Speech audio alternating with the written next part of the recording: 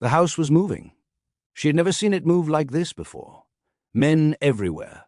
Weapons she had not known were in the building, appearing from places she had never thought to look. Vehicles outside.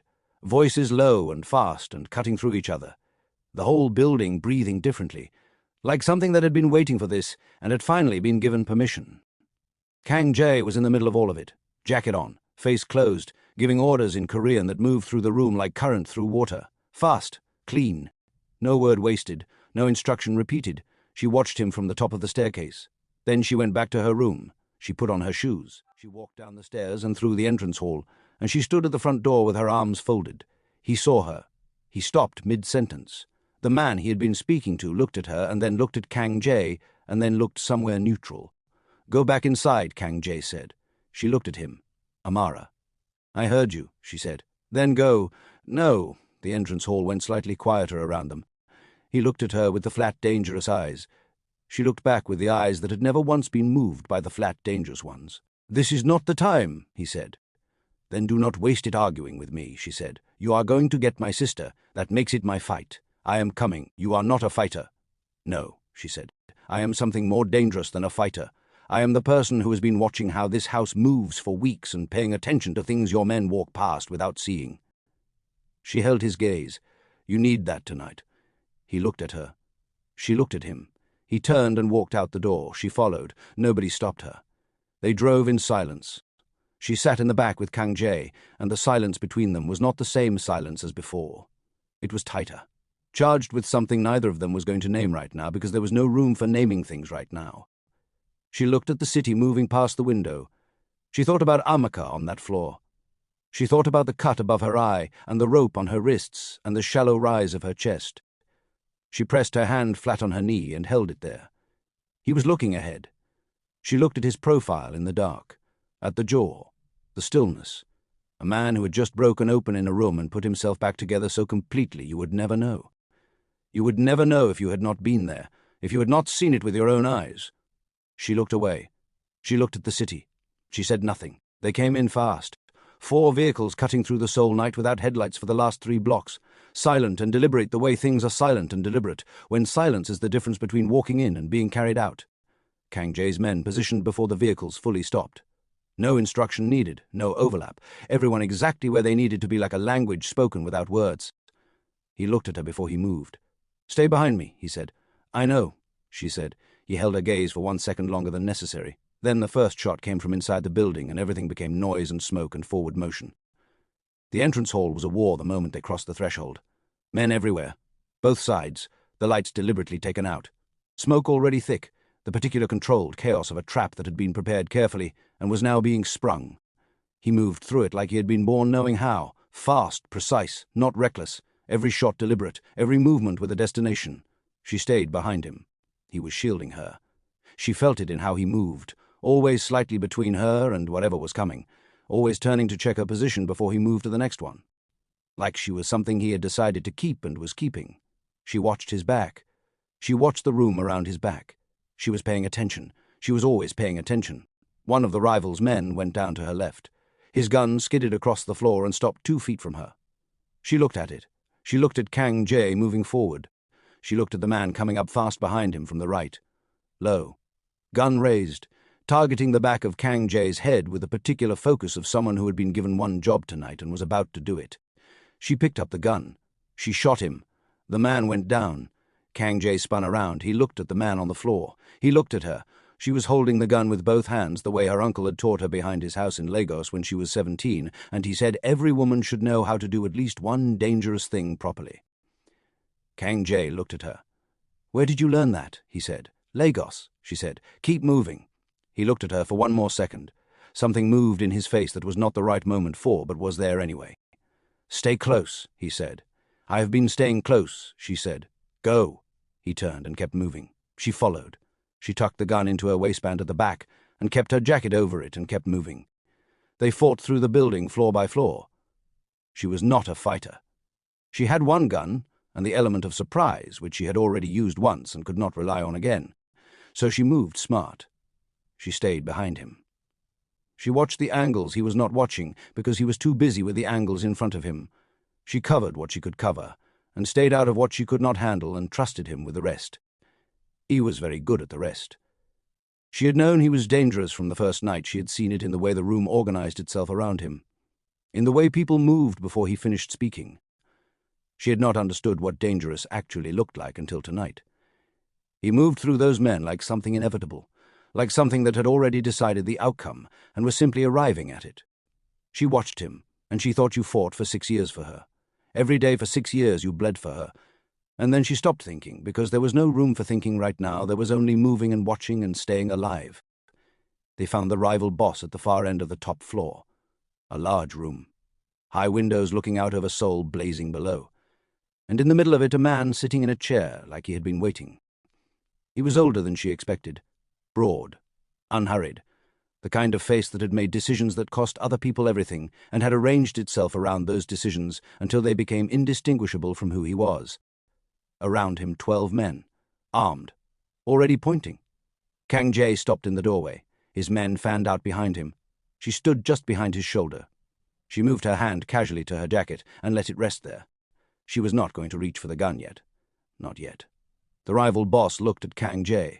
He looked at him for a long moment, the way you look at something you have been expecting and are taking your time with now that it has arrived.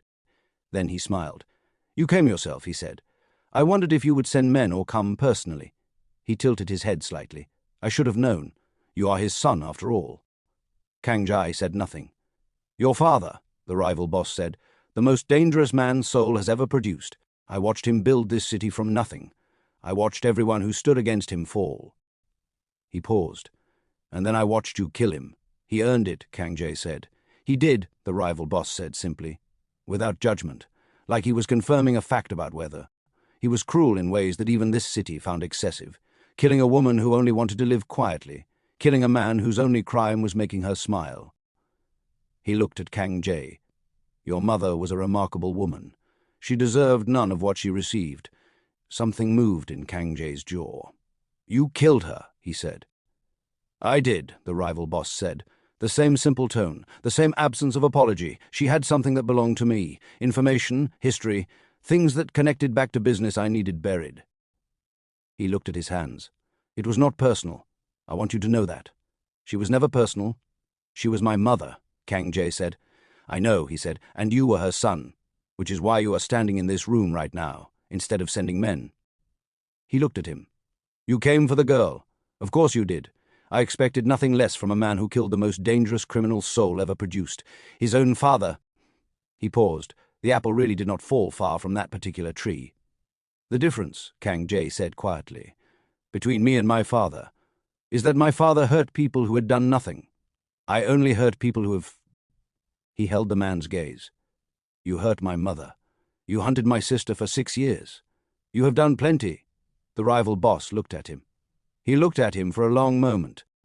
Then he nodded once, like a man acknowledging a point well made. "Then let us finish this," he said. He raised his hand. His men raised their weapons. Kang Jae raised his. She reached for her gun, and from the corridor behind them came the sound of doors opening simultaneously, and Kang Jae's men who had been positioned on the outside of the building coming through every window and entrance at once. The room erupted. She pressed herself against the wall and kept her gun up and watched everything and shot twice at men who were turning toward Kang Jae's back and did not miss either time. It was fast. Kang Jae's men were already positioned. Already ready. The rivals' men had been prepared for a frontal assault and got surrounded instead. When it settled, the room was quiet. Most of the rivals' men were down. The rival boss was not. She scanned the room. There. A door at the back swinging closed. Kang Jae saw it at the same moment. He moved toward it. He was 3 steps from the door when the voice came. Cousin, from the dark to the left. Quiet, unhurried, like someone who had been standing in the dark for a long time and had finally decided to turn the light on. Kang Jae stopped. He turned. Shin walked out of the shadows. He was not alone. He had Amaka by the hair, his fist twisted in it, pulling her head back at an angle that made Amara's whole body go cold. Amaka's hands were grabbing at his wrist, but she could not get purchase, and her face was doing the thing faces do when pain is being held very still because showing it feels like losing. Amara's hand tightened on the gun behind her back. She did not move. She did not breathe. She watched. Kang Jae looked at Shin, at Amaka, at Shin's hand in her hair. Something moved through his face. Let her go, he said. Not yet, Shin said pleasantly. He looked around the room, at the men on the floor, at what was left of the rival's operation. You made a mess, Shin. 7 years, Shin said. His voice was still pleasant, still even, but underneath it something was moving, something that had been building for a long time and was very close to the surface now. 7 years I ran this operation beside you. 7 years I made sure everything worked. Every contact, every deal, every problem that disappeared before it reached your desk. He looked at Kang Jae. Do you know how many problems I made disappear for you? I know what you did, Kang Jae said. Do you? Shin said. Because from where I was standing it seemed like what I did was invisible. Everything I built was invisible. I was invisible. His voice shifted, just slightly, the pleasantness thinning over something harder underneath. You walked into every room and the room changed. You walked into every negotiation and men moved. You said your name and people stepped back. He looked at him. I was right there, every time, and nobody ever looked at me. I looked at you, Kang Jae said. You used me, Shin said, simply, finally, like something that had been waiting years for the right sentence. There is a difference, and you could not see it because you never had to see it. When you are the one everyone looks at you, stop noticing the people who are not being looked at. What did you want? Kang Jae said. Tell me, what did you want that you did not have? Everything, Shin said. The pleasantness was gone now, completely. What was underneath it was raw and old and had been living in the dark for a very long time. Everything you have, everything you built, everything that has your name on it that should have had mine too. His jaw moved. We are the same blood. We started from the same place, and you have everything, and I have 7 years of standing behind you waiting for something that was never going to come. I would have given you anything you asked for, Kang Jae said. I did not want you to give it to me, Shin said. His voice cracked, just once. That is the thing you never understood. I did not want it as a gift. I wanted to have earned it. I wanted it to be mine. He looked at Amaka, then back at Kang Jae. And then there was her. Kang Jae went very still. 6 years you looked for her, Shin said. 6 years you bled for her.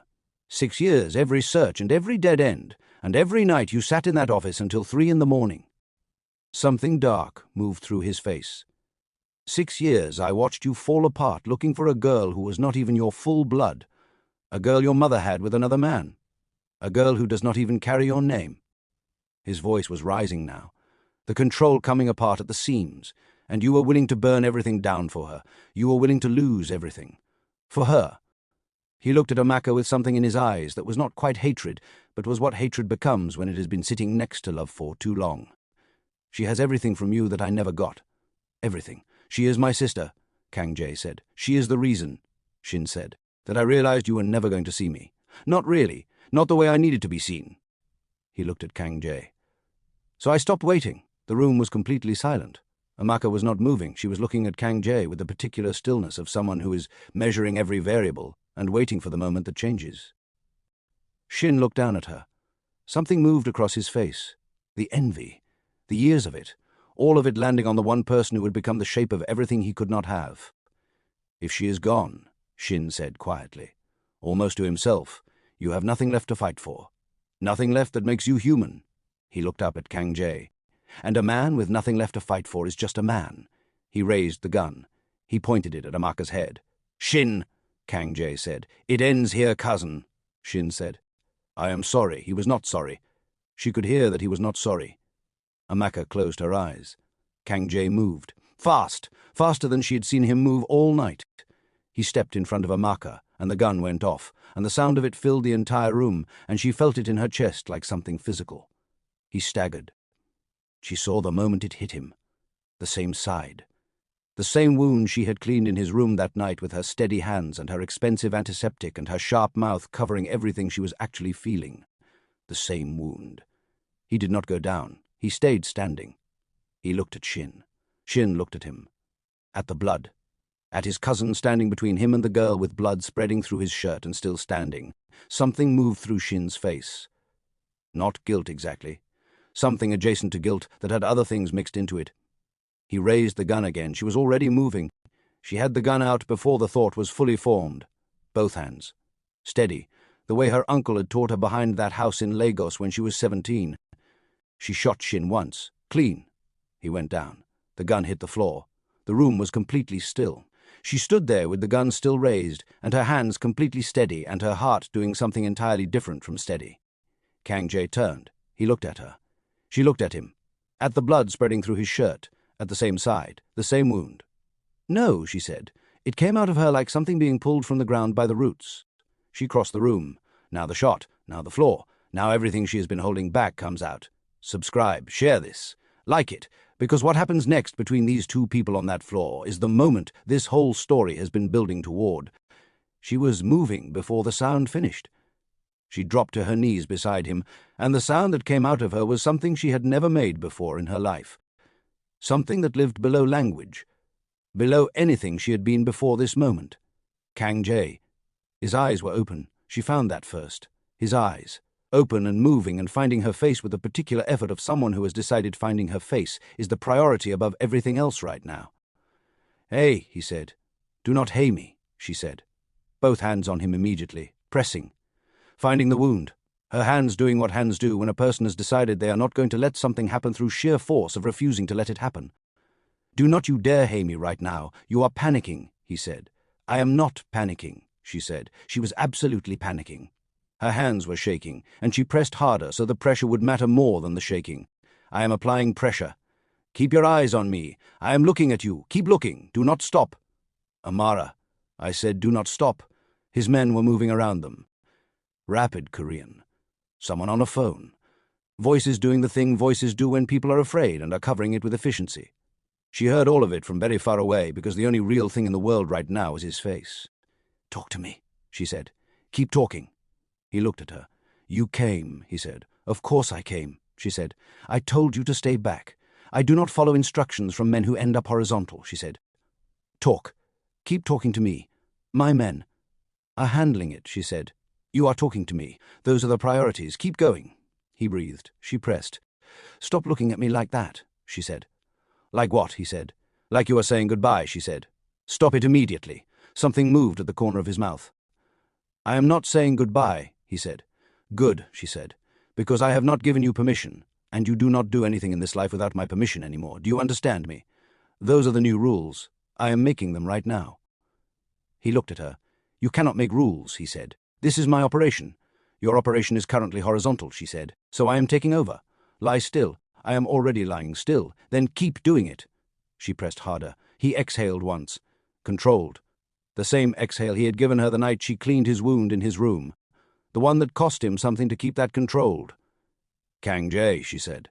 "I am here," he said. "I know," she said. "I know you are here. I need you to stay here." "I am trying," he said. "Try harder," she said. He almost smiled. She did not almost smile. She was not anywhere near smiling. She was pressing her hands against him and watching his face and doing the calculation she did not want to do, which was how much time, and how far away, and how much had he already lost. "Talk to me," she said. "Say something. Anything. Keep talking." He looked at the ceiling for a moment. "The first night," he said. His voice slower now, measured, like he was spending it carefully and knew he needed to spend it well. "When they brought you in." "What about it?" she said. "You bit Junho," he said. "On the arm. He deserved it," she said. 4 stitches, he said. "He did not tell me for 3 days. He was embarrassed. Something moved in his face. I sat at that table with my apple and I heard what happened and I thought, who is this woman? Now you know," she said. "Now I know," he said. She looked at him. At his face in the light of that corridor. At the eyes getting heavier. Still there. Still choosing to be there. But heavier with every breath. "Kang Jae," she said. "Still here," he said. "I need to tell you something," she said. "Tell me." She looked at him. At everything she had been arguing herself out of for weeks. Every ceiling. Every pillow. Every conversation she had lost with herself at 2 in the morning, she stopped arguing. "I lied," she said. He looked at her. "Not about Amaka," she said. "About the other thing. The thing I kept telling myself was proximity, was stress, was the psychology of being locked in a building with someone until your brain starts making things up." Her voice was shaking and she let it shake. "It was none of those things. And I knew it was none of those things, and I kept lying to myself because falling in love with the man who kidnapped you is not supposed to be the story. That is not the story I planned." He said nothing. She kept going. "The apples," she said. "Every time you ate one I told myself it meant nothing. The jacket in the rain I told myself it was just a jacket. The corridor at 5 in the morning I told myself I could not sleep. and it was coincidence that you were there." She shook her head. "The night I cleaned your wound, and you said not you like it surprised even you. I told myself that was just a man being caught off guard. I told myself every single thing except the true thing." She looked at him. "The true thing," she said, "is that I noticed you from the first night. Not as a threat, not as a captor, as a person, the person who sat at the end of a very long table eating an apple while the whole world organized itself around him and looked completely alone doing it." She pressed harder. "I noticed you, and I could not stop noticing you, and every day in that house I found something new, and every night I argued with myself about it, and I lost every single time." His eyes were on her face. "I love you," she said. "I did not plan it. I fought it with everything I had. I lost that fight so completely there was nothing left of the argument by the end." She looked at him. "And you do not get to be on this floor right now without knowing that." The corridor was very still. He looked at her. For a long moment he just looked at her. Then he smiled. The real one, the one she had seen exactly twice before, and had been trying not to think about ever since. "I've been standing at the edge of you," he said. His voice slow now. "Careful. Like a man who knows he has a limited amount of something and wants to spend it right. Since the first night you looked up at me from my floor with one earring missing and told me exactly what you thought of me." She almost laughed.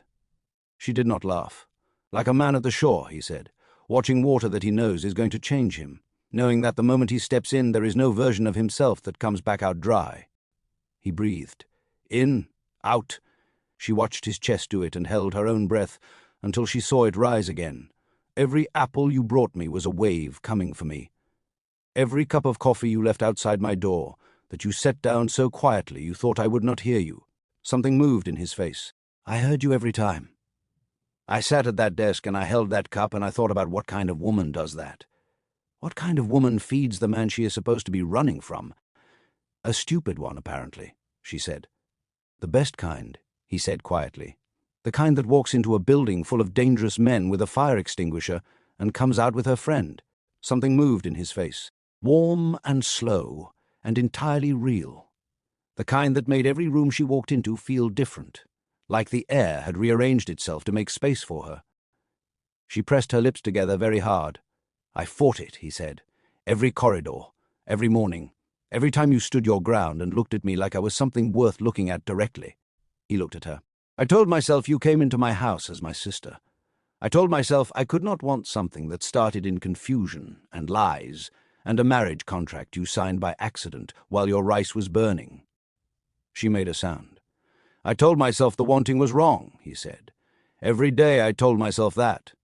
He paused. He breathed. "But you kept bringing me apples and leaving coffee on floors and standing in rain in my jacket looking up at grey skies like you were arguing with them." The smile came back slower this time, costing him more. A man can only tell himself so many things before the truth gets tired of waiting. "Kang Jae," she said. "I love you," he said simply. "Not because you stayed in my house, not because you protected my sister, because you are the most stubborn, infuriating, sharp-mouthed, relentless woman I have ever encountered, and every single day in that house you made me feel like a person instead of a name." He looked at her. "Turns out siblings do not fall in love, which means you were never her, which means every single thing I felt was mine to feel all along." She was crying. She did not stop pressing down. "You are very poetic," she said. "For a man bleeding on a floor." "I contain multitudes," he said. "Kang Jae, I am here." "Stay here," she said. Her voice broke. She let it. "Please, stay here." He looked at her. He opened his mouth, then behind her, a voice, small, wrecked, familiar in the way only the most important things are familiar. "Kang Jae." She turned. Amaka was standing at the edge of the corridor where she had left her. She had not moved. She had been standing there, watching all of it. Now she was looking at his face, really looking. And something was happening in hers that did not need to be explained to anyone who had ever looked at the face of someone they lost and found them again. Recognition, not the kind you are told, the kind that lives in your blood. "Kang Jae," she said again. A whisper now. He looked at her, from the floor, with the eyes that were working so hard to stay open, that were choosing with everything they had left to stay open. "Hey, little one," he said. Amaka broke. She crossed the corridor and dropped beside him, and her hands found his face, and she held it the way you hold something you thought you had lost forever, and have just been given back, and cannot yet trust that it is real. She was sobbing. The full thing. From somewhere deep. 6 years of running and hiding and sleeping with one ear open and never fully exhaling. All of it coming out at once now that there was finally somewhere safe enough to put it. "I did not know," she said. "I did not know it was you. I did not know anyone was looking. I thought—" She stopped. She pressed her forehead to his hand. "I thought I was alone. All this time I thought there was nobody." "I know," he said. "Why did it take so long?" she said, half crying, half something that was almost laughing, because that was what Amaka did. That was who she was, even now, even here. 6 years, Kang-jae. "What were you doing?" "Working on it," he said. "It was a very large city." She laughed, broken and wet and entirely real. "Mom," she said, quieter now, her face against his hand, "she looked for you. Before she wanted you to know that she looked, that she never stopped." Something moved through his face. The thing she had seen in that room earlier when all the armor had come off. Bigger now. "I know," he said. His voice was very quiet. "Tell her I know. Tell her I kept my promise. She knows," Amaka said. "She always knew." He closed his eyes for a moment. He opened them. "Mom will be happy," he said. "Wherever she is, she will be happy." Amaka was sobbing again. "She will be so angry at you for taking 6 years," she said. "She will be happy first," he said. "Angry after. That was always her order." Amaka laughed again. Amara was crying and she did not try to stop it. He looked at both of them. At Amaka on one side holding his hand against her face. At Amara on the other with both hands pressed against him and her face giving him everything she had. "Amara," he said. She looked at him. "Take care of her," he said. Her face crumpled. "No," she said immediately. He looked at her. "No," she said again. "Steady, with everything she was. You want someone to take care of her, you get up off this floor and do it yourself. That is your job. That is what you have been working toward for 6 years. And I am not taking it from you." She shook her head. "You did not look for her for 6 years so that I could be the one who takes her home. That is yours. That moment is yours. Get up and take it." "Amara, and I will tell you something else," she said. Her voice was shaking, and she did not care. "If you leave, I will abandon her. I will walk straight out of Seoul and back to Lagos, and I will not look back once. I will leave her completely alone." Amaka lifted her face. "You would not," Amaka said. "Try me," Amara said. She looked at Kang-jae. "You try me. You would never leave her," he said. "You have known me for 5 weeks," she said. "Do not tell me what I would and would not do." Something moved in his face. "You used my line," he said. "I am keeping it," she said, "along with the jacket, and the apartment, and the plants. All of it is mine now, but only if you come and take it back yourself, with your own 2 feet. Upright." He looked at her hands on him, at her face, at Amaka beside him, at everything that was in this corridor right now that had not existed 6 years ago when he stood at a grave and made a promise to a woman who deserved better than everything that had happened to her. He breathed. She felt it. In, out, in again. "The ambulance," one of his men said behind her. 2 minutes, 2 minutes," she said. She looked at him. "You hear that? 2 minutes. That is all I am asking. Give me 2 minutes. "Amara," he said. "What?" "Stop shaking," he said. "I am not shaking," she said. "Your hands are shaking. My hands are applying pressure," she said. "Shaking is a side effect. Stop noticing things and concentrate on breathing." "I am breathing. Breathe more," she said. He almost smiled. She pressed her lips together. She was not going to fall apart. She was not going to fall apart until he was in that ambulance, and the doors were closed, and there was nobody left to be strong for. She looked at his face, at his eyes, still open, still there, still choosing. "Stay with me," she said, quietly, "just between them, please. I know you are tired, I know it is heavy, but stay with me." He looked at her. "You are very bossy," he said, "for someone who was a captive 5 weeks ago." "Temporary captive," she said. "Full-time bossy." "Stay with me." He breathed. She pressed. Amaka held his hand and did not let go. The sirens came closer. She talked. She did not know what she said. His name. Small things, the plants on the windowsill. Mr. O and his punctuality. Table 6 and the 68-degree coffee man. Small, ordinary things from a small, ordinary life that she held out to him like a rope. Follow this back. Follow the sound of my voice back. Follow the ordinary things back, because ordinary means tomorrow. Ordinary means we get to be bored and frustrated and alive. The ambulance arrived. The sirens came from 3 directions at once. Red and blue, cutting through the Seoul night like the city had finally noticed what had been happening inside that building and had decided to respond. She was still on the floor beside him, both hands pressed against his side, her jacket already ruined, her hands already telling her things she did not want to know about how much time they had and how fast it was moving. "They are here," one of his men said behind her. "Move back. Let them—" "Do not touch me," she said. "We need to—" "I said do not touch me." Kang Jae looked at her from the floor. "Amara," he said. His voice was slower now, much slower, like something running low. "I know," she said. "I know. They are here. You are going to be fine." "You are covered in blood," he said. "It is your blood," she said. "You put it there. Take it up with yourself." Something moved in his face. The almost smile. "Even now, even here, move please." The paramedics were there, 2 of them, coming in fast with everything they needed, and the particular focused efficiency of people who had trained for exactly this, and were not going to waste a second of it. She moved back. She sat back on her heels and she let them in, and she watched them work with her bloody hands in her lap, and her jaw set and everything she was feeling locked somewhere behind her eyes where it could not get out yet. Amaka was beside her suddenly. She did not know when Amaka had crossed the room. She was just there, beside her, her hand finding Amara's hand in the dark and holding it. She held it back. They watched together. The building was full of sirens now. More ambulances, police, the particular organized chaos of an official response to something that had been deeply unofficial. His men were being treated, some sitting against walls with their injuries being assessed, some being loaded onto stretchers, the building that had been a war 20 minutes ago becoming something else. Something procedural and lit and full of people in uniforms moving with clipboards. She did not move from the spot. She watched them load him onto the stretcher. She watched his face. His eyes were closed now. She stood up. "I am going with him," she said. Nobody argued. The hospital corridor was the longest thing she had ever stood in. White, fluorescent, the particular merciless brightness of a place that does not allow for ambiguity. Everything here was either happening or it was not. Either he was going to be fine or he was not. The corridor did not care which. It just stretched ahead of her and said nothing, and kept saying nothing. She stood at the end of it. Amaka stood beside her. They'd been standing for a long time. At some point, someone had brought chairs. Neither of them sat. "He is strong," Amaka said. "I know," Amara said. "He has survived worse."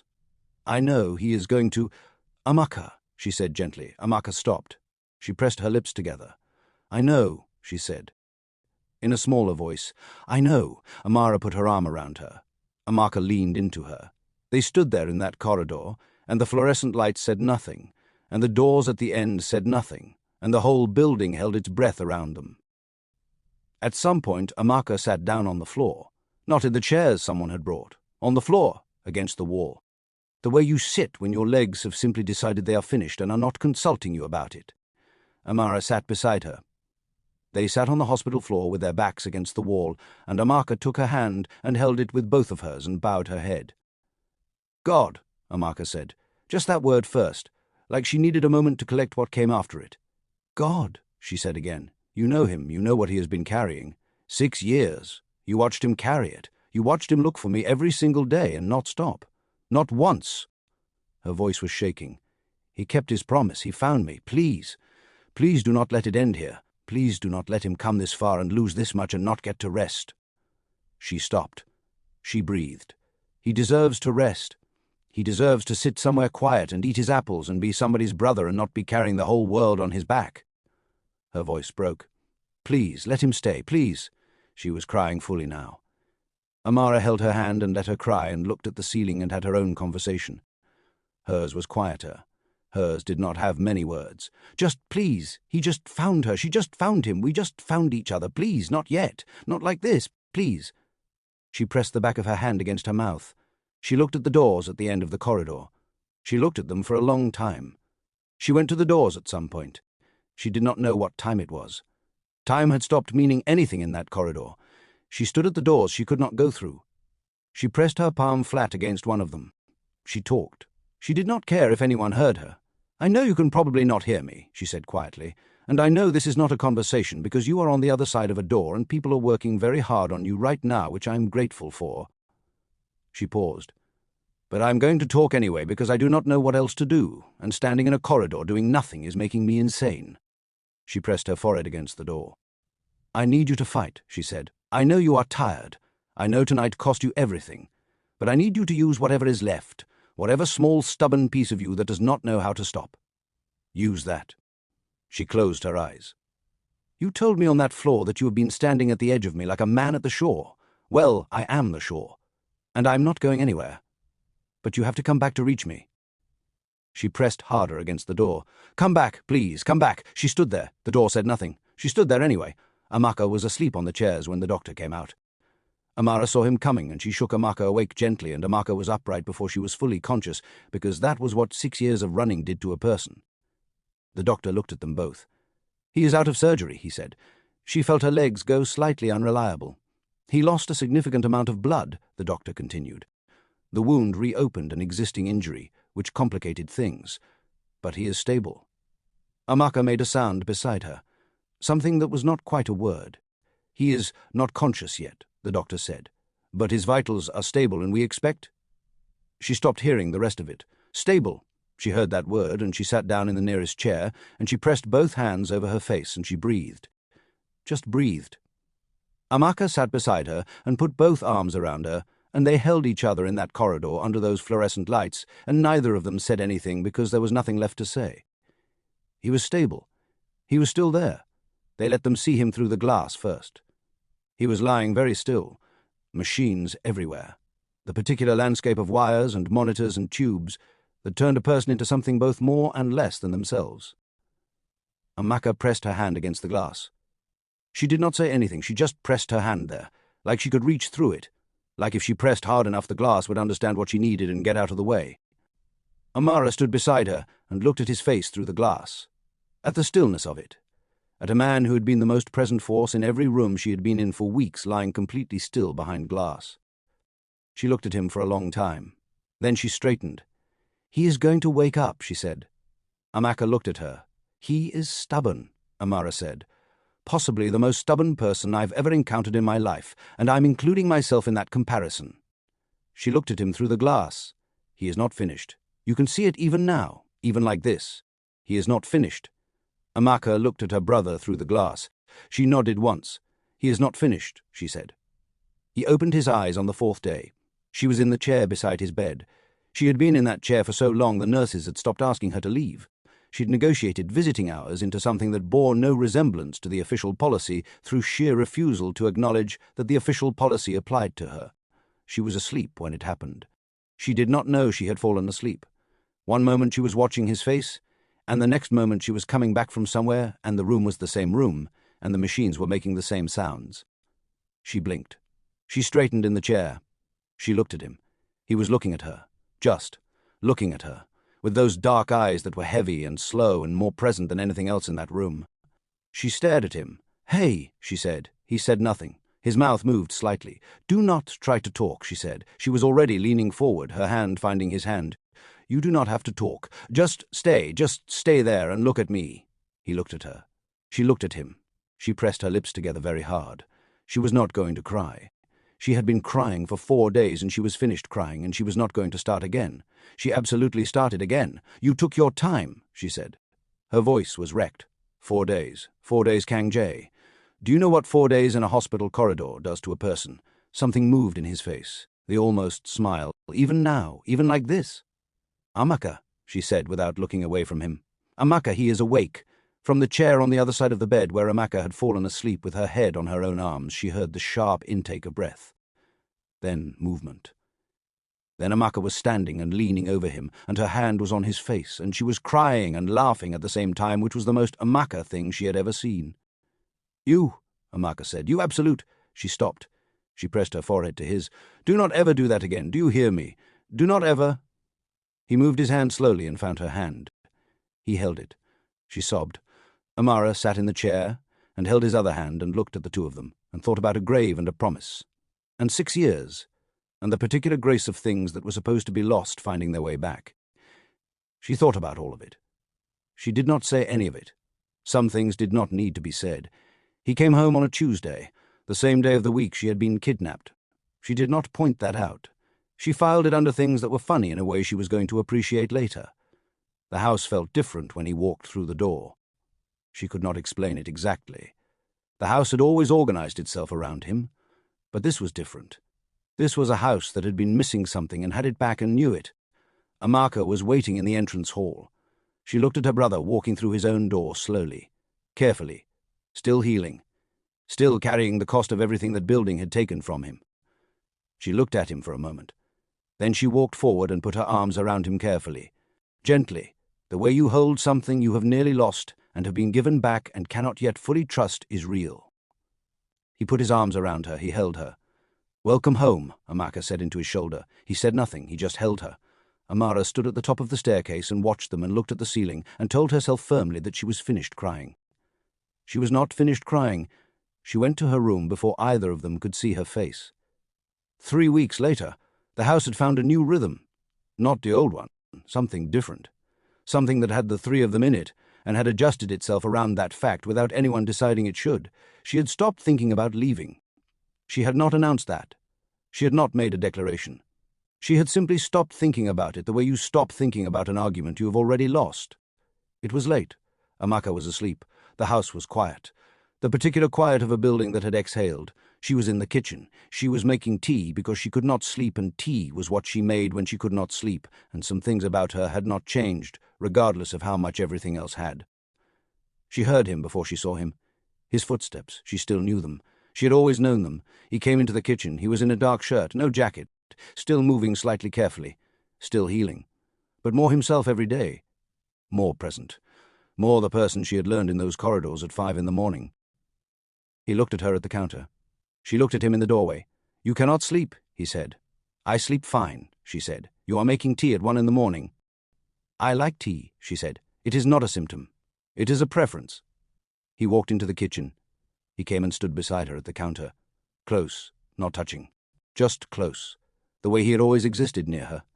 Taking up space without apology. She focused on the tea. She was very focused on the tea. He reached past her for the mug on the shelf above the counter. His chest brushed her shoulder.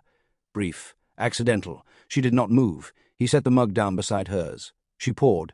They stood there. "Amara," he said. "What?" she said. He did not answer with words. He moved behind her. His arms came around her from behind. Both of them. Wrapping around her waist and pulling her back against him in one smooth movement that gave her no time to prepare a reaction. She stilled. His chin came to rest on the top of her head. "Kang Jae," she said. "What?" he said. "What are you doing?"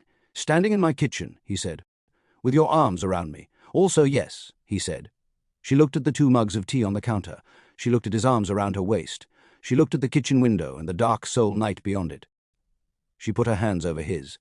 She felt him exhale slowly against the top of her head. They stood there. The kitchen was very quiet. Then his hand moved, slow, deliberate. A single firm pat against her hip that was absolutely a spank and was absolutely intentional, and she spun around immediately. "Excuse me," she said. He looked at her, completely unbothered. "Did you just—" "I have no idea what you are referring to," he said. "Kang Jae, Amara." She pointed at him. He looked at her finger. He looked at her face. The corner of his mouth moved. "You are unbelievable," she said. "You are beautiful when you are outraged," he said simply, like he was commenting on weather. Like it was just a fact he was reporting. She opened her mouth. She closed it. He reached up. His hand closed around her throat the way it had that night in his room.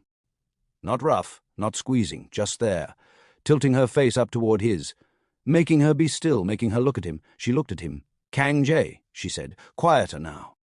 "What?" he said. "Quieter too. You cannot just—" He kissed her, hard and deliberate, and without any of the restraint she had watched him apply to everything else in his life. She kissed him back. Her hands found his shirt, and she held on, and she kissed him back with everything she had been arguing with herself about for weeks, and everything she had said on that floor, and everything she had felt in every corridor at every 5 in the morning since the night they brought her through his door. When he pulled back, she was still holding his shirt. She looked at him. He looked at her, his hand still at her throat, her face still tilted up. "Yeah," she said. Her voice was slightly wrecked.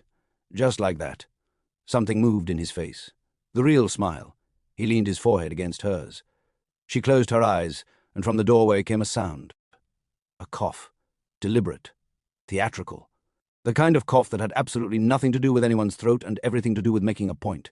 They both turned.